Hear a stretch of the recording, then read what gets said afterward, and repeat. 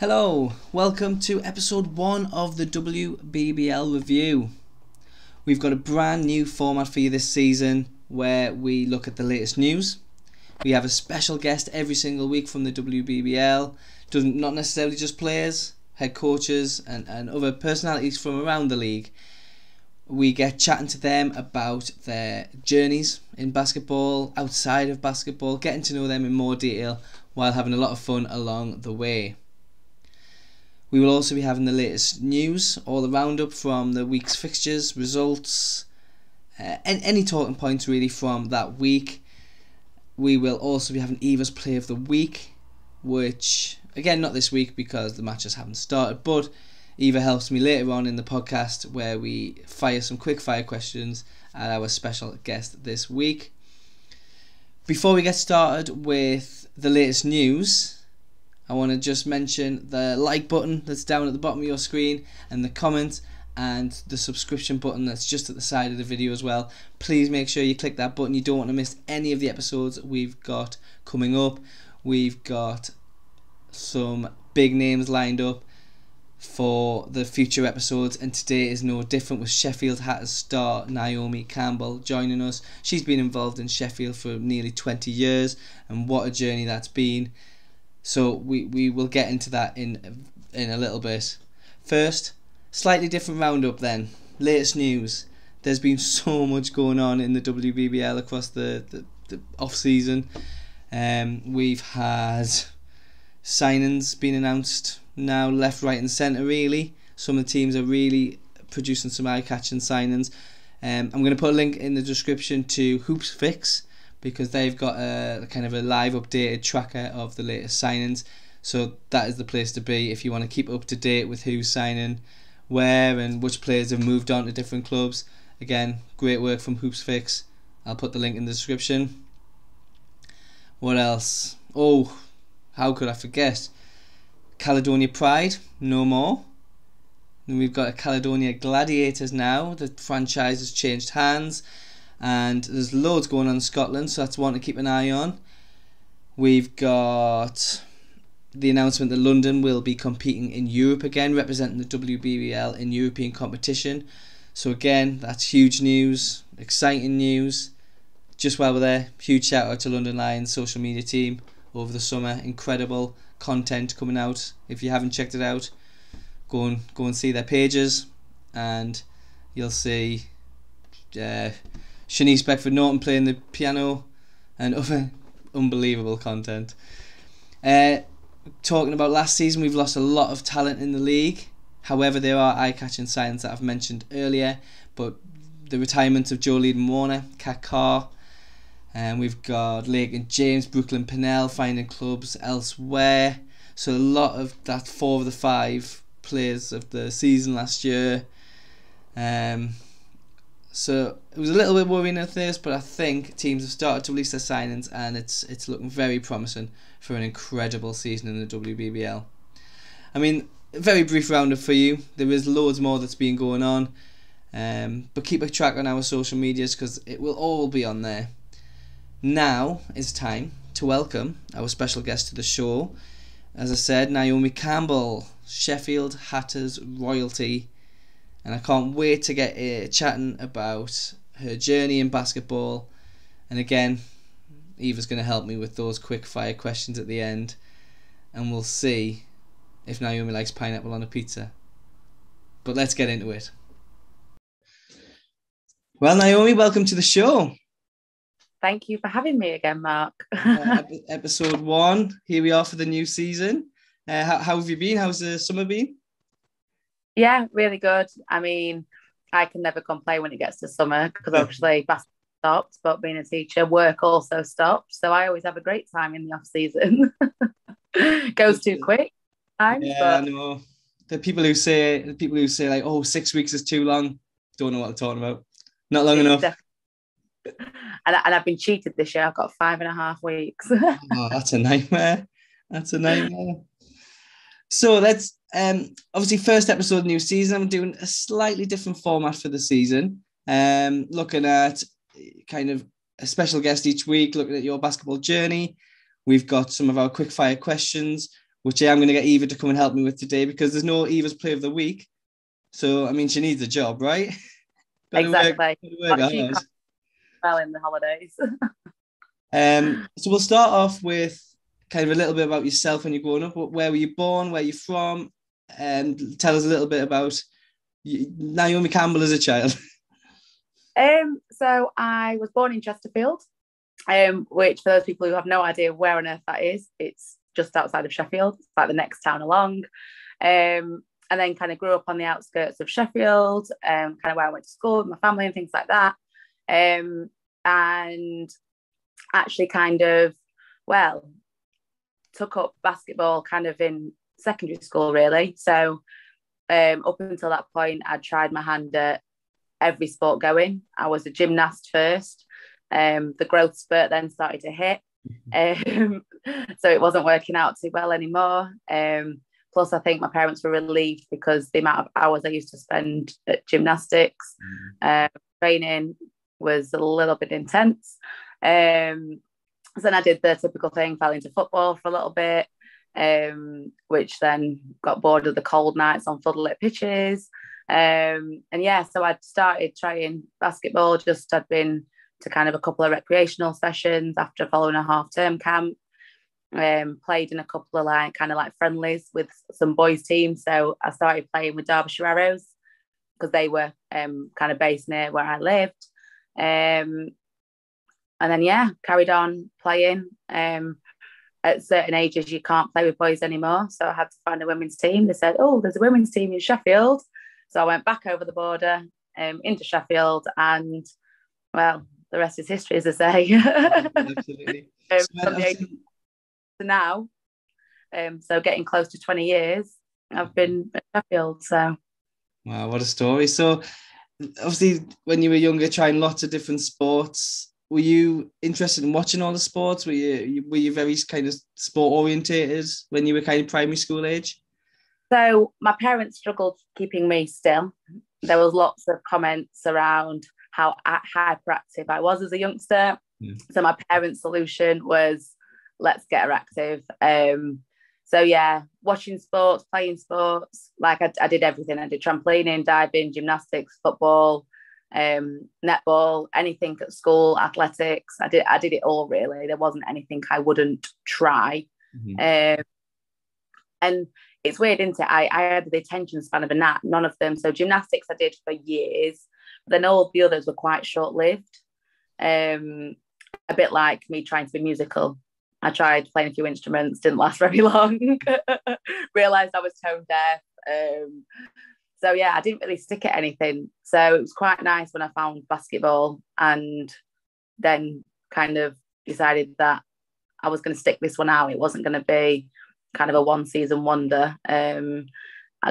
Probably because I was quite good at it quite naturally and quite quickly when I was a kid. And it's like anything, if you're quite good at it, it's easier to enjoy it. So yeah, and then like I say, there were just lots of opportunities then all of a sudden kind of opened up for me, and I didn't have the downside of it being outdoors and cold and wet or anything as a teenage girl, so that was a big plus for me too. So coming up to 20 years at Sheffield, yeah. I know we've had a chat before when we did, it was episode 2 at the very start when I started all this, looking at Sheffield and the impact that the coronavirus had. But how would you describe Sheffield as a club? Because it just seems everyone's just got amazing things to say about Sheffield Hatters. I mean, our hashtag of Hatters family does say it all, really. I mean, for me, it has become a second family. They have taken me in as kind of one of their own, and I think anyone who comes and plays for us kind of gets that vibe straight away. We've always been successful because we've had a core of players that have stayed, but kind of the story behind that success is the fact that people want to stay and want to play and be a part of kind of what we are, and equally we all have that same desire to win. Mm-hmm. And I think that's really important. When you've all kind of got that same collective goal, it's a lot easier to get on board with people, even when you've got different personalities, different people coming in each season. if ultimately you all share that passion for the game and that desire to win, it's going to kind of lead to lots of good things. So, like I say, it is just a family, and it's really nice. Everyone's got one another's backs, and whatever it is, whether it's on court, off court. Like, people now have had children, and that they kind of have been brought into the club, and Tom, Dick, and Harry on the sideline will help you look after your kid while you're playing or whatever, and things like that. And all those factors just make it a nice environment to be in. We've had players in the past who have come and played and then wanted to come back 2 or 3 years later, even if they've gone elsewhere in the short term, just because of the experience they've had. And again, like you'll see this year, we've got our core from last season returning, and it's not because we're flashing the cash. It's because we are like that kind of family environment, and what once kind of you get involved in that, it's something you want to be a part of and want to stand for. We just want to go out there and compete and play hard, and I think no one can have a bad word to say about that if that's your kind of motivation. So yeah. So is he going up through the ranks at Sheffield? Was there any kind of time when you thought, no, this isn't for me, I'm going to look elsewhere? Was it just all Sheffield? I mean, the obvious time was kind of when I was 18. So, well, there was a couple of times. So obviously through the junior ranks, I just kind of went through the age groups. It was convenient. It was nearby. My parents needed to be able to get me there. It wasn't ever really a consideration. A couple of times I've debated leaving. Was kind of the first time was when I was like 16 and had played for England, and you get the attention from colleges and things like that, high schools in America. But back then, I mean, I'd only been in the sport a few years at that point. My family knew absolutely nothing about who these people were contacting them, what it was about, etc. And I wasn't really set on it either. So that was kind of the first little conversation that I had. And the next one was at 18, when it's kind of university time. It's where are you going to go? Where are you going to play? And at that time, I remember applying to universities based on where they had WBBL/D1 at the time teams, because I wanted to play at that level still. But obviously I had to also then consider my uni choices. So Newcastle was one. We missed out, didn't we? Nottingham was one as well, just because they had good maths degrees at those unis. And obviously at the time there was Northumbria and Wildcats. And they were 2 coaches that I'd had involvement with, because Karen Burton was Nottingham at the time. So I'd played for her for England. And then Deirdre Hayes was at Northumbria at the time, and she'd been the under-18 coach. So they were just familiar options. And then after that, I knew I didn't want to go to uni in Sheffield, but at the same time, playing for Sheffield was always a bit of an option. So that was when Loughborough came into the mix, because at the time, Leicester Riders women's programme wasn't a thing. Showing my age now, because they feel like they've been around forever. And I remember just falling in love with the uni when I went and did a thing at like the tour or whatever. And I remember having conversations with my parents, which were quite tough at the time, because it was the only one of my options where I wouldn't have been on a basketball scholarship. Because again, at the time, they only did like the swimming, the athletics, they were their only performance sports. Whereas all the others, so Nottingham and Newcastle, would have had things to offer. And I remember my parents sitting me down and basically being quite honest with me and saying, don't make your decision for financial reasons. You'll get through, you'll just have to have loans. Do it based on what you want for your kind of future, education-wise and things like that. And equally, if you're worried about playing, you'll just have to come back to Sheffield, we'll make it work. You better hurry up and pass your driving test. Things like that. So yeah, I went to Loughborough, and yeah, I think I passed my driving test, and I remember getting my car in the August and then going straight down to pre-season on the M1. ready at Loughborough. So and then it was initially I was travelling back to Sheffield, which was a big commitment, but it was what I wanted to do. I wanted to play that level. I was at the time playing for Betty, and Vanessa was the Division 2 coach, so I played for her a little bit as well. And like I said, Leicester Riders weren't a thing initially when I got there. They were by the time I left, which was then a harder decision, because do I now play for Leicester for like my final year at uni? For convenience. Yeah, for convenient. I mean, it would have been more convenient. I was playing for them for books. I was literally the only person who didn't transfer over into the National League team. But at that point, I mean, we were still being very successful in Sheffield, which also helps make your decision. And I'd done it for 2 years. So I thought, do you know what? I want to stick out at Sheffield. And ultimately, I'd planned to go back home after uni anyway. So it would have just been for one year. So that was the only time I've really debated it, because then ever since uni, I've had a career. So it's not just about moving for basketball. It'd be moving jobs, house, etc. And yeah, why would you leave Sheffield? That, no, I mean, I never had a reason to want to leave. So I'm very fortunate in that sense. I know not every. I remember doing it when I was at England, and I was talked about not having to move because Hatters were my team. So whereas a lot of junior teams didn't have senior programs. I remember Southend Swifts, I mean, they still are in the junior world, a really successful program, but they didn't have the senior options. So that made it easier for me, not feeling like I had to go to America, because I had the option of playing at the top level where I was. Whereas if you get to 18 and you've got to move, whether you stay in this country or not, I think perhaps the consideration to go to college becomes kind of more kind of pronounced, because you're moving anyway. So what difference does it make? Whereas, like I said, I've been very, very lucky that my home team growing up has had a very good kind of pathway, and those doors have continued to be open. And I remember playing when I was a youngster, watching the women's team and being able to relate to them as role models, because there was that British core, and they were, in fact, most of them were teachers as well. There seems to be a thing. It was like, oh, actually, I could be on that court in years to come. It wasn't so far removed that I didn't think it was unattainable. Which really helped me to continue to stay with it, really.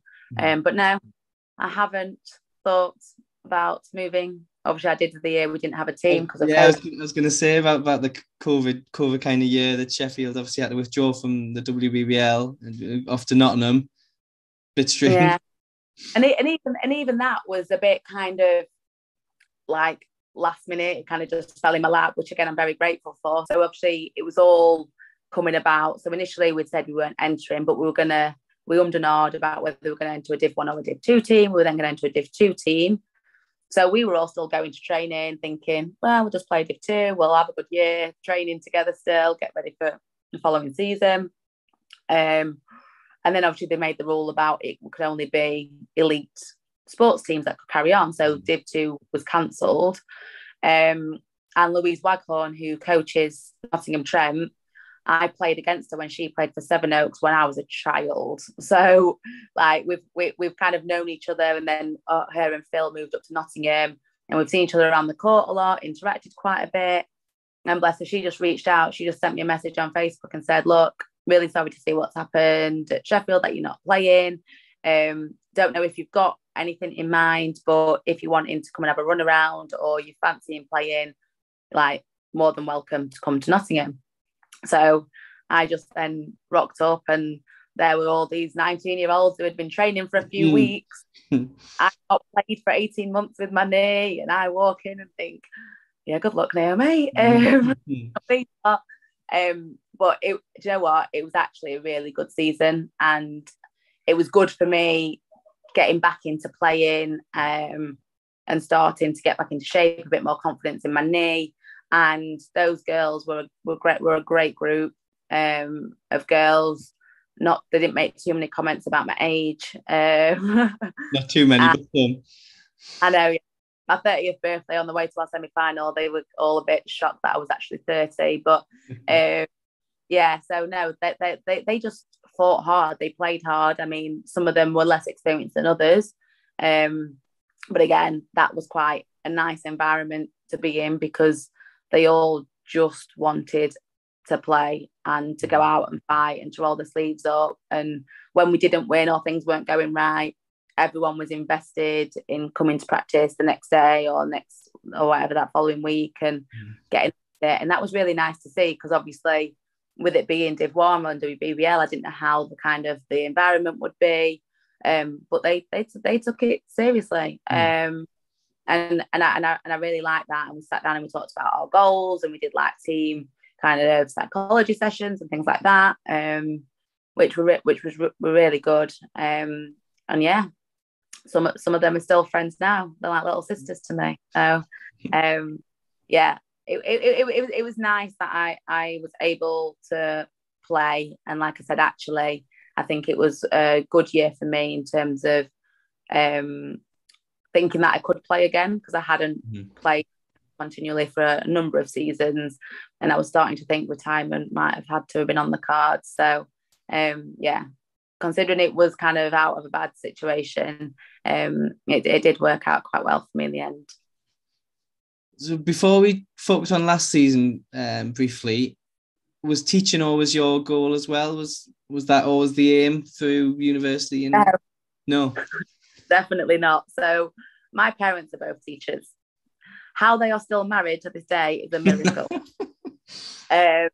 So growing up, I remember my dad being an absolute workaholic. His study was next door to my bedroom, and he'd be working till like 2 or 3 in the morning every night.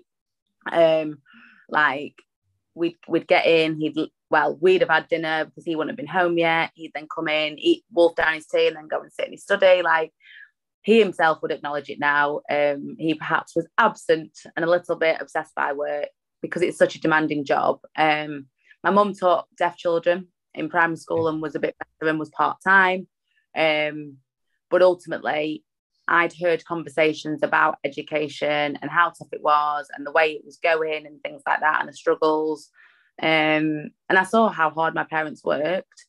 And don't get me wrong, I had a very good upbringing, and they still took me to all these things and all the rest of it. But I was adamant that I was never going to teach. How's that going for you? And it's not worked out too well. So I went through everything. Like, I was going to do law initially, and then I was going to be a financial advisor. So when I'd finished my degree at Loughborough, my first 3 years, I'd actually got onto a master's to do financial maths at Loughborough. Okay. And was in my finals and was like, I can't stay here any longer. I had a bit of a meltdown, didn't know what to do. My housemate was going to do a PGCE. I thought, well, worst case scenario, I do my PGCE while I figure out what I want to do. So I remember ringing up because all the deadlines had closed, and I rang up Hallam and they said, oh, we've just been allocated 5 more places by the government. Can you come in on Tuesday for an interview? And then, yeah, it was like, oh, in September you're starting. And absolutely fell in love with it. Mm-hmm. Absolutely fell in love with it. I still stand by what I say about the fact that it's a blooming hard job. The amount of hours you're expected to put into it, but it's also the most rewarding thing I could imagine doing. Isn't that there are tough days, but equally, like at the minute, with results season and seeing the kids kind of get on to where they want to go to university or getting into colleges and things like that, and the impact you can have on kind of the next generation is, yeah, I never go to work and don't love what I do. And that's what I wanted. I didn't want an office job where I perhaps didn't get that same job satisfaction. You're doing it for a long time. And every day is different when you work with kids.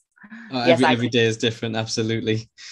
Like, I do maths every day, but how the day pans out is very, very different, depending on whether it's raining outside or it's windy or there's breakfast that morning or whatever. So, yeah, it really is. It really is. So, no, and now I've, like I said, I've just kind of progressed through my career in teaching, and I don't see myself, not yet, doing anything different. Do I see myself in a classroom when I'm 60? Hell no. Because, like I say, I know how much it tires me out now, and I like to feel relatively young. So I I don't know what my exit plan is yet, but there will need to be one at some point in the future. But for now, yeah, I like I say, and I'm really fortunate that my school that I'm at are really supportive, kind of with my basketball and things like that. They're not so happy if ever I'm injured and need time off for operations, but yeah, they are really, really supportive and kind of encourage me to speak to kids about it and things like that. I think it's important. So because whatever it is kids do, they need to apply themselves. When you get the kids going, didn't do my homework last night because I went swimming, and I go, do you think I didn't plan your lesson? I went training. And things like that. So it does work in my favour at times, even if the lack of sleep isn't always ideal. Right, let's go to last season then. Sheffield's first season, obviously after the little year hiatus. I'll leave it up to you. How would you describe last season? I think it's so hard, isn't it? Because I think if at the start of the year you'd have said that we would have been competing at the top all season long, we would have been more than happy with that, considering we didn't have a team the previous year. Yeah. I think as the year went on and we realised we were competing at the top, we were increasingly disappointed with not making finals, etc. Yeah. And it's that same thing, isn't it? Like, say you start off, and obviously that's your aim, is to be winning. But ultimately, I know for me, I just wanted us to come back and to look something like Hatters, and to be at the top and to be going out there with teams wanting to beat us and things like that. Not thinking, oh, it's all right, they're not very good anymore, Sheffield will just turn up, sort of thing. So, but then like I said, once we started competing and actually playing the games and losing to Sevenoaks and London by single digits or whatever, all of a sudden you're like, oh, we're so close and we're not quite there. And that's when sport's great but also very difficult at times, because I know we had the potential to make some finals, but ultimately you have to pull out the results on the day. But then equally, in hindsight, on reflection, when you look back at the season, I think considering how many changes our squad faced throughout the year, I think we did well to finish third. Do you know what I mean? Like, I think actually to have had all three Americans go and end up the British core by the end of the season, to still be up there, I think kind of was a testament to us and to Vanessa on kind of how we stayed focused. And yes, all right, it's easy when you're winning and things are going right, but actually what do you do when you're facing adversity and you've got challenges? And obviously we had the passing of Betty, which was a whole nother challenge for everyone in the club, obviously Vanessa and Georgia in particular on the team. But things definitely took a bit of a hit then. And I think you've got to kind of have that kind of self-awareness sometimes. I think it's easy to say, well, we should have blah, blah, blah, blah, blah. But actually, I think we definitely didn't do ourselves a disservice. I will be disappointed if next season we aren't in finals. But that's because that's why we do it and where we expect ourselves to be and always what we're aiming for. But I definitely think, like I said, considering if at the start of the year people had told me we're going to finish third, I'd have been like, okay, I can deal with that. But then, like I said, once we actually started playing and realising, do you know what, we don't need to settle for third. We could be second, could be first, or whatever in these finals. I think that's kind of when the frustrations. But ultimately, now we know that we've got kind of the strength, because the core's returning with obviously some new players. So no, I think overall last year there were ups and downs. There were some definite positives. I think things didn't come together at the right times, and ultimately I think as a team, that's where we'll have to be smarter this season. When we're in those kind of tougher games, recognizing things sooner, sticking to what's working well for us, not going away from our game plan, not getting caught up in kind of the emotions of the game and all those sorts of things. But that's the difference when you get kind of down the stretch. But no, for the most part, like I said, you kind of leave the season feeling a bit disappointed because you've not made any finals, not won anything. But I definitely think it was a good foundation for our first year back, to hopefully build on next year. So you heard it here first. Sheffield to make some finals next year. Correct. And if not, don't speak to me about it. So subject, we'll just leave it. Yeah. Talking about the WBBL, obviously you've been around for, I'm not saying many years, a few years. What do you notice about the league as a whole in terms of its development and kind of where it's heading?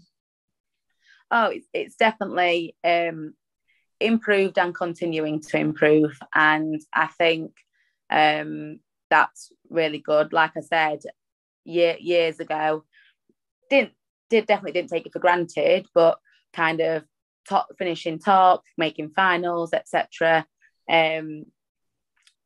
What wasn't as challenging as it is now, that's for sure. And that's due to how the league's developed over time. Both in terms of the level of professionalism that teams have adopted when it comes to even the British players, but obviously equally the kind of greater funding that's gone into some of the teams, and yes, London most recently, but even before that, teams were starting to bring in some really good imports, and imports were wanting to come and play in the league, which I think's kind of a real big credit, whether that be a stepping stone to get them seen in Europe to go elsewhere and things like that. But we've definitely seen kind of some really high caliber players come through the league, which only requires those of us who are playing in the league to have to raise the level. I think obviously in terms of since coming to WBBL, kind of the media coverage has increased internally. I think I do still think obviously externally we've got some way to go. However, obviously like people like yourselves or whatever, there's platforms now out there that are looking explicitly at the women's game. We're not just the BBL plus a W. We are actually a league in our own right, and I think that's really important. I remember when it first started, there was a final, and it was like in the programme or something, it said BBL get a final, and then it said with a warm-up for a game or whatever. And I was like, no, okay. Ours is a final too. Mm-hmm. We played all season. We've put our bodies on the line all year as well. Can we have some credit? So I definitely think the league has progressed.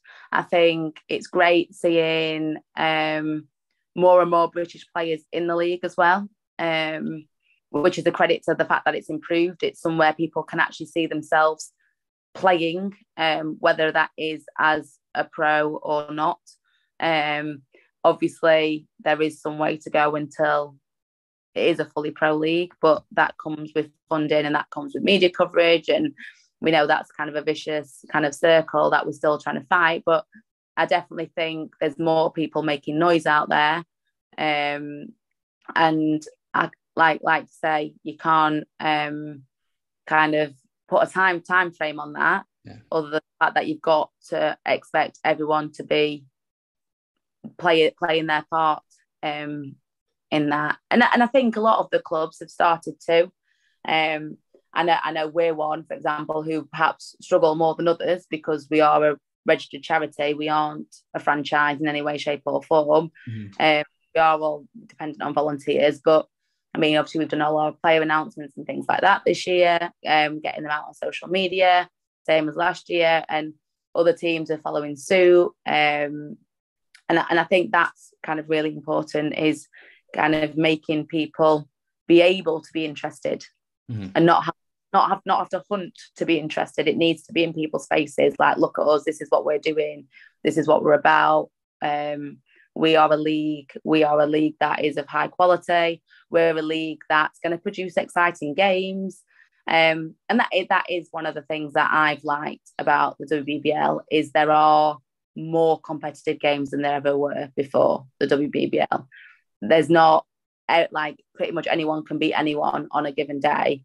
And that's exciting to play. And nobody wants to play when, you know, oh, well, we're going to lose this game by 30 no matter what we do. Well, actually, that's not the case.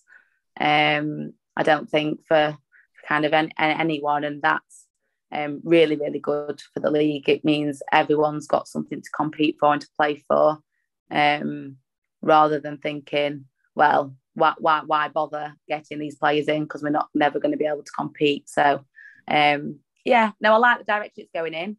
We just need more and more sponsors to come in, and then it'll get even better. What about the extra investment? That links us into our kind of fans questions segment of the episode.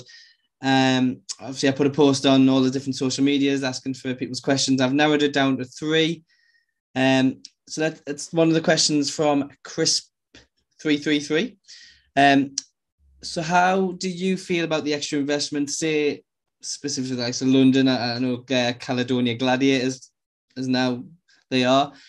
Is it a positive thing for the league that certain clubs have all that money and there's like certain clubs don't? What are your feelings on it? I think it has to be a positive. Someone has to be first with these things. It was never going to be a case where one season we're just going to say, right, great, we've got 13 investors, have one each. That's never going to happen. Someone has to be first.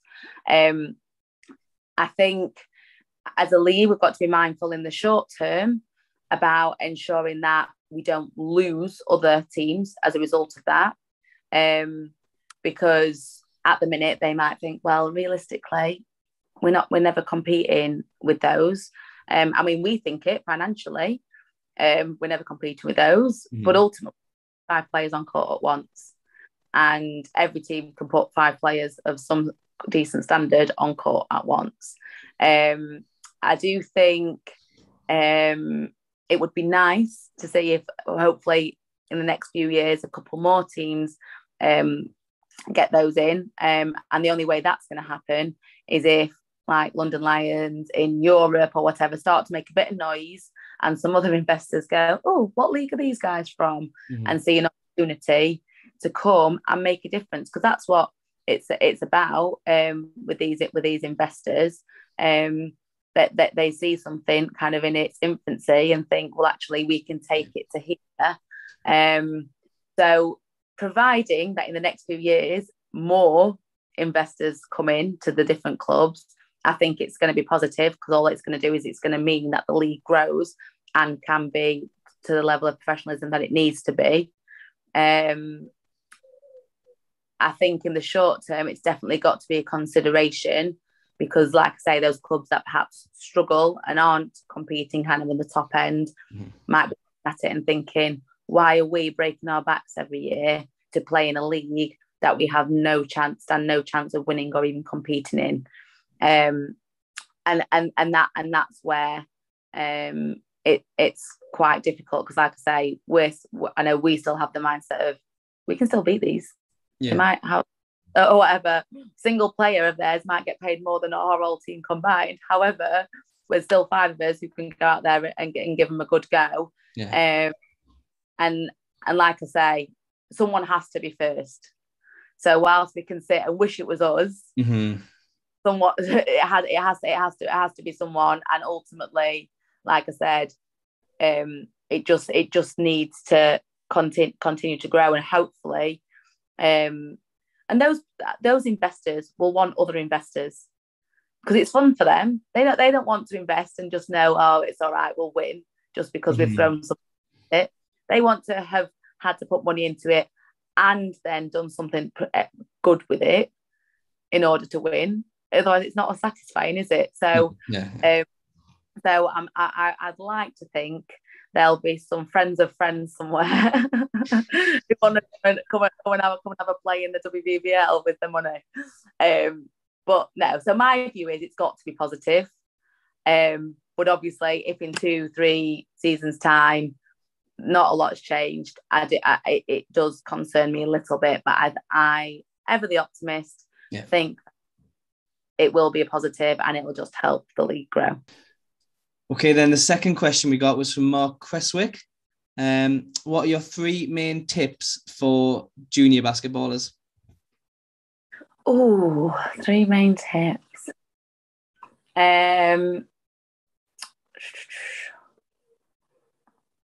Work hard. Okay. Well, no, in fact, now I'm going to change that slightly. I'm going to cheat, I think, so I can use 3. Work consistently hard. I think consistency is so important. We can all do things in spells, but you've got to do it kind of every session, every week. So yeah, work consistently hard. Listen, and that's to people who know what they're talking about, first of all. But within that, I include teammates, I include coaches. Be a sponge, like go out there and learn about the game. But that comes from listening. You don't think you ever know everything, because you don't. I still love being coached to this day. So yeah, listen. And finally, I'd say look after your body. I think it's easy for me to say that now, but when I see junior players rolling their ankles week in, week out, not doing any rehab, I just think, good luck when you're 30, because those ankles aren't going to thank you. Or not stretching, or pretending to stretch when the team's stretching, or whatever. And again, I just think if you want to play for any length of time, or whatever level, because that's the thing, is I can give you advice, but at some point not everyone is going to make it to the top. But if you want to play and continue to play, you've got to look after your body, whether that's with nutrition, sleep, kind of the mental health side of things, whether it's physically stretching, rehabbing, doing your strength and conditioning so that your body's in good shape. Whatever it is, I would definitely say make sure that you don't kind of neglect your body, because you can have done all the hard work, you can have done whatever else, but if your body packs in on you, it's going to be irrelevant. But yeah, I think working consistently hard, because without consistency, what's that cliche? Hard work beats talent. But that we love it. We love a good line, don't we? But it's true. I don't claim to be the most talented player ever, but I'd like to think I've worked hard over the years and have managed to make some sort of a success out of myself over the years. And I, hand on heart, like I tell juniors that come up and play to us, I'm like, you're better than me. I'm certainly better than I was at your age, but you can't take it for granted. There'll always be somebody working harder than you. There'll always be somebody taking in that extra bit of advice from someone. There'll always be somebody who's made sure they've done that bit of stretching before they've gone to bed. So you've got to be consistent with it. But yeah, I think that'd be my advice. This one, right? One more question from the viewers. I think you might have seen this one on Twitter yesterday from Dave Owen. So, we're talking about your former British teammates, or even current. Who would you choose? 3x3 is big right now. It's coming in. Just had the Commonwealth Games. So who would you choose to be on your 3x3 team?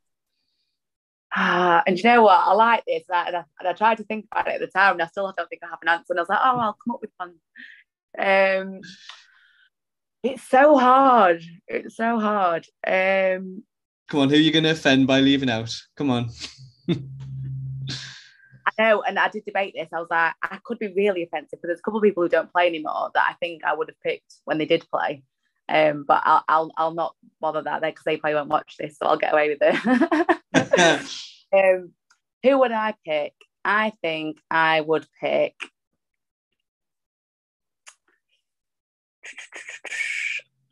I'm gonna have to go fellow AB ambassador Hannah Shaw, because I'm gonna need some hype, and it's not coming from me.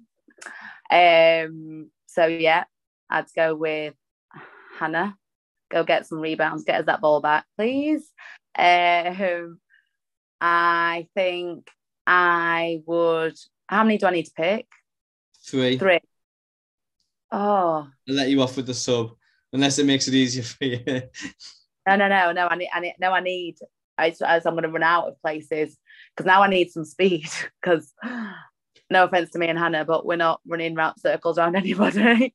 Maybe some youth. So I'm going to go, I guess, Georgia. Okay.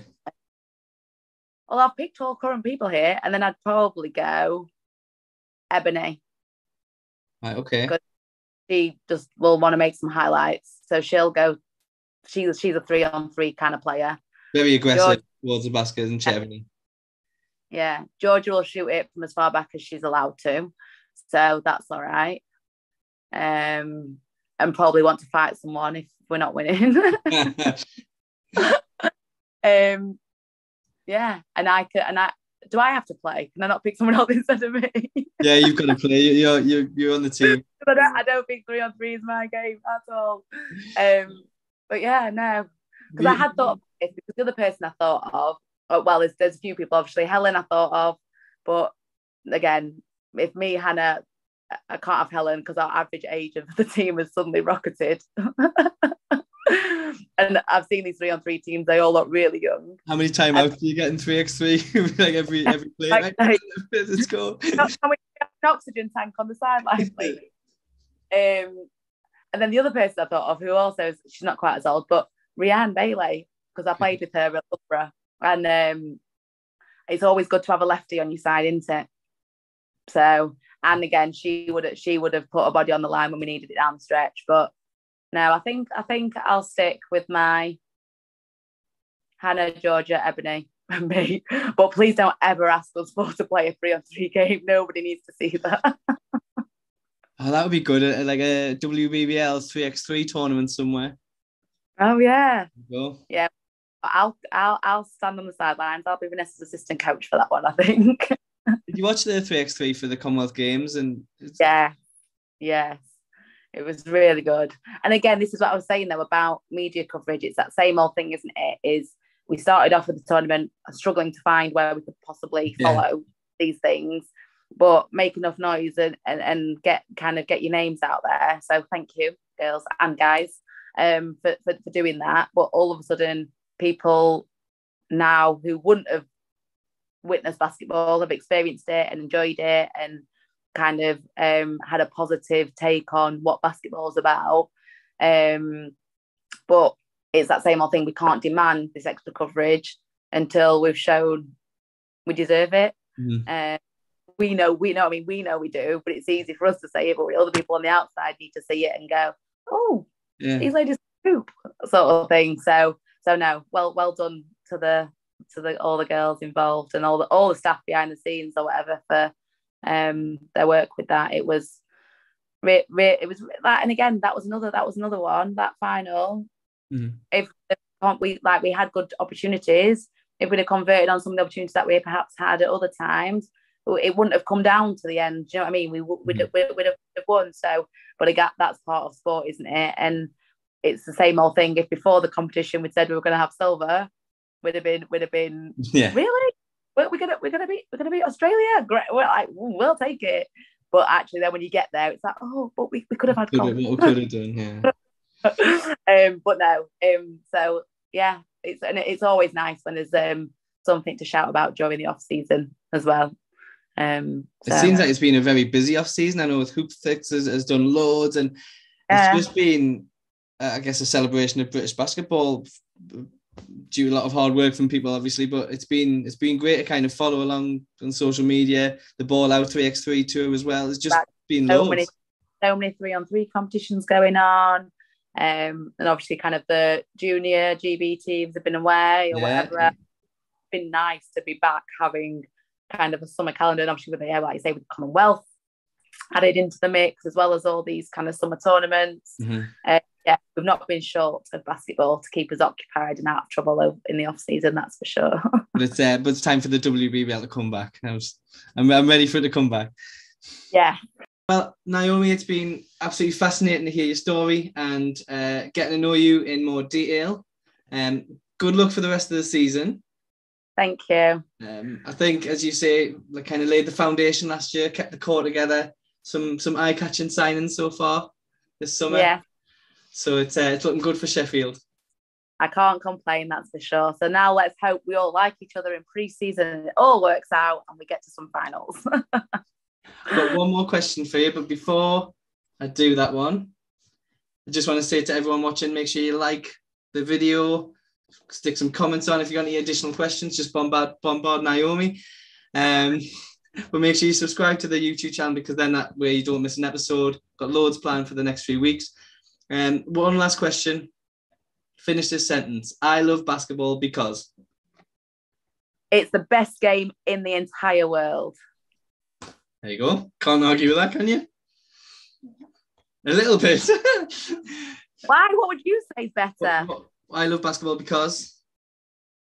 Oh, put it on the spot. I'm good at it. Because I'm good at it. I did say it's a lot easier to love something that you're good at. Absolutely. Confidence is high. Yeah. Good, Eva. So now I definitely need to see you play. Absolutely. Right, again, thank you so much. And can't wait to catch up with you during the season. I think you guys will play down at Sheffield. It's like a double header, isn't it, again, with the Sharks? Yeah, I was about to say that one's changed now. Yeah, I think it's the double header.